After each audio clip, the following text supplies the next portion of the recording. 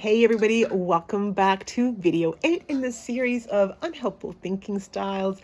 And today I bring you should statements. This is one of my favorites, all-time favorites, because once again, this is one thing I sometimes say, I used to say, and I notice a lot of people are saying it actually. So the should statements, the have to statements, these are so rigid. And most of the time they're so inflexible, and they're actually set by us. And sometimes they're set by us because they were set to us from a previous generation. Like our parents might have said it, the teachers might have said it. It was a way that they had to control the kids in their life. You should be eating your vegetables. You should be doing your homework. This is social conditioning to the max. And for some type of people, they take on this unhelpful thinking style of shoulding and having to, and it is such a pressure.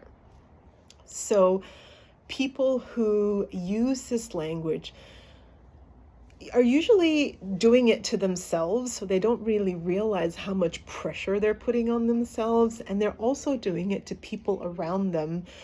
And I've noticed that my children pick it up a lot. I feel like kids have this really sensitive spidey senses, and when you walk around the house, and I used to do this so much, and I've apologized to my kids, and I've told them, if you see me start doing this, please tell me straight away if I haven't picked it up myself. But you should make your bed. You should empty out your school bag. You should put your shoes on the rack, right? We say this all the time. And after, 14 years of being a mom, you should know better by now. And I'm making light of it, but in the heat of the moment, you're not smiling. You're actually shouting because there's a lot of pressure, a lot of tension inside, because you say to yourself, you should know better. Now, yes, making the beds are good, and yes, putting shoes on the table are good. But notice the change in your language when you say it this way. I would like you to make your bed. I would like your school bag to be emptied. I would like all shoes on the rack. Notice the flow, notice the ease, and notice when someone asks you or says that they would like you to help them, notice how different it feels for you compared to you should have done this.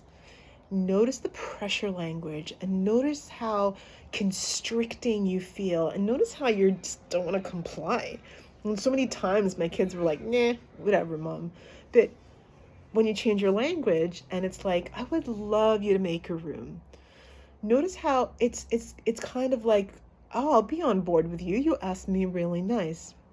Once again, when we're doing it inside us, I should be drinking my water, I should be exercising, I should go to bed early. All this shoulding to yourself, it's inside you. I get sick of myself. Like, I want to slap myself sometimes. It's like, how much more pressure do I have to take? Right?